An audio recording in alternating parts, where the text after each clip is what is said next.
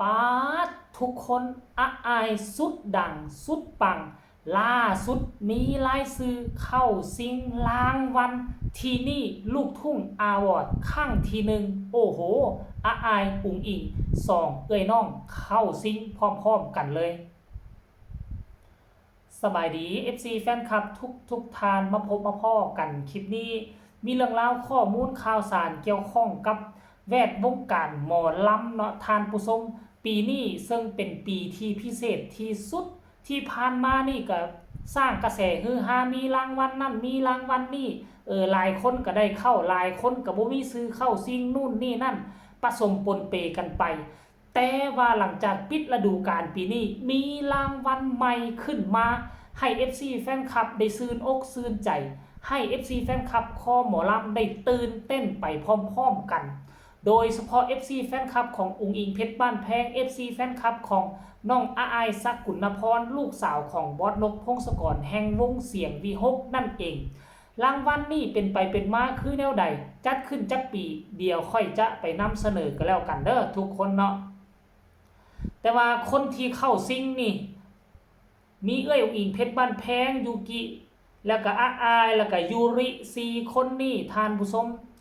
อิงตามเพจดังเพจหนึ่งทานผู้ชมลำเพิ่นสตอรี่เพิ่นมาออกข่าวเขียนข่าวเมื่อ3 ชั่วโมงที่ผ่านมานี่บอกว่าวงการหมอลำคึกคักศิลปินตบเท้าเข้าซิ่งเพียบในรางวัลที่นี่ลูกทุ่งอาวอร์ดครั้งที่หนึ่งวงการลูกทุ่งและหมอลำเตรียมตัวสั่นสะท้านเมื่อเพจดังอย่างที่นี่ลูกทุ่งได้ประกาศจัดงานประกวดผลงานรางวัลที่นี่ลูกทุ่งอาวอร์ดครั้งที่หนึ่ง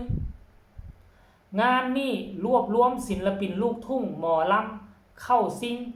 ไซกัว20 คนป้าเข้าซิงไซกัว20 คนพุ่นน่ะเพื่อเป็นกำลังใจให้คนทำงานในวงการไฮไลท์ที่สำคัญ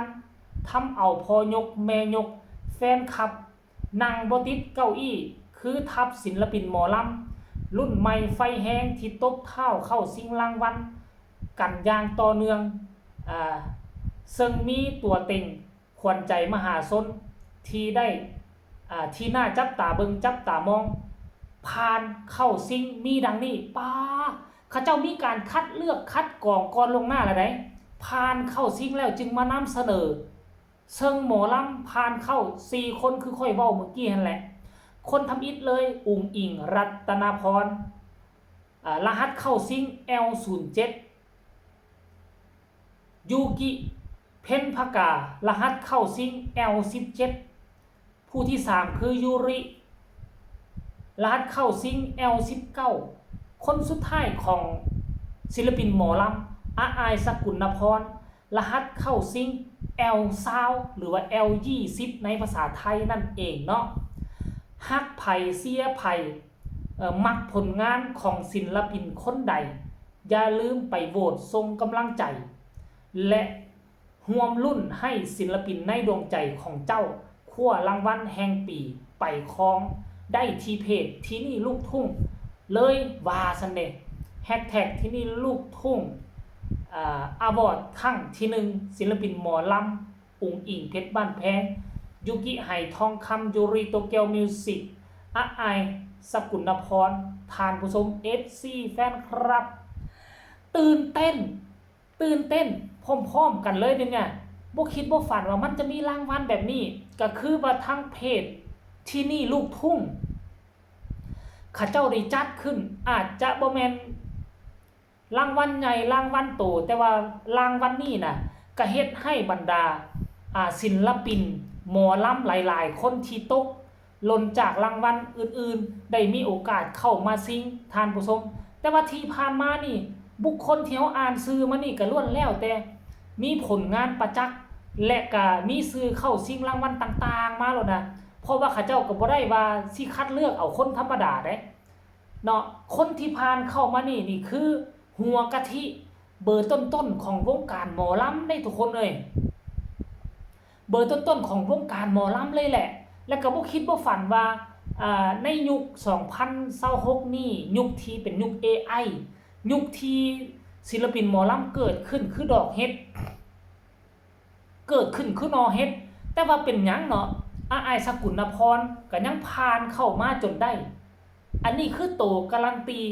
เฮ็ดให้เฮาฮู้ว่าอ้ายสกุลนพรนี่คือศิลปินเนาะที่มีคุณภาพคือหมอลำที่ได้มาตรฐานคือบุคคลที่ควรส่งเสริมในอายุเพียงแต่13ปีสามารถมีรายชื่อเข้าติดขนาดนี้เป็น4แก่วงเป็น4แก่องค์กรพอนกพงศกรญาล้ำญาแต่งญาหอยญาโอ้ยรวมทั้งญานอกญานุก็พากันดีใจหัวแตกชวดอยู่แล้วถึงแม้ว่าผลงานยังบ่สรุปว่าไผได้รางวัลแต่ก็การที่ผ่านเข้ามาถึงระดับนี้นี่นะก็เหนือความคาดหมายแล้วล่ะท่านผู้ชมก็ดีอกดีใจถึงว่าอ้ายจะได้หรือบ่ได้รางวัลอันนี้มันก็ถือว่าบ่สำคัญคือหมอลำนี่นะศิลปินหมอลำนี่มีเป็นพันกว่าคนน่ะแล้วซ้ำบ่นำสาขานี่เขาเจ้าบ่ได้เอาแต่หมอลำมาแข่งขันกันเขาเจ้าเอาลูกทุ่งกับหมอลำมาคัดเลือกแล้วก็จึงได้มาขนาดนี้ก็ถือว่าอ้ายนี่ฐาน FC แฟนคลับกระแสชื่อเสียงบ่ธรรมดาแล้วทุกคนเอ่ยเนาะโอ้โหงานนี่แต่ค่อยก็เบิ่งแล้วแหละผู้ที่จะได้นี่เบอร์ต้นๆเด้อค่อยน่าจะเป็นอุงอิงเพชรบ้านแพงหลายกว่าเพราะว่าฐานแฟนคลับ FC แฟนคลับของอุงอิงเพชรบ้านแพงนี่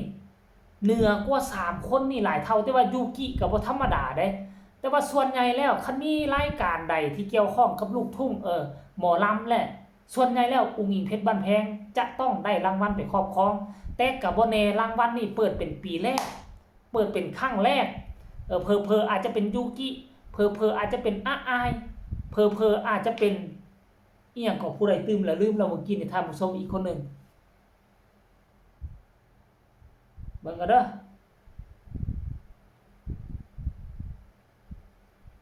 นี่นะ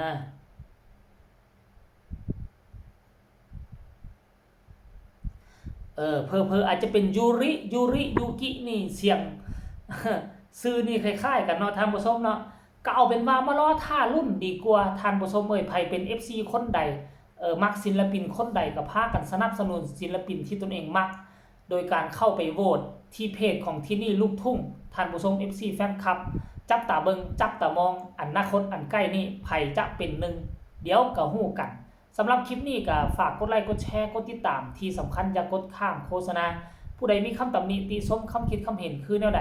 ให้ส่งข่าวมาได้ทางใต้คอมเมนต์สำหรับคลิปนี้ขอลาทานผู้ชมไปเพียงซ้ำนี้ขอคนละ1 ไลค์ 1 แชร์ถ้าทุกคนมักศิลปินทั้ง4คนนี้ลาทานผู้ชมไปก่อนสบายดี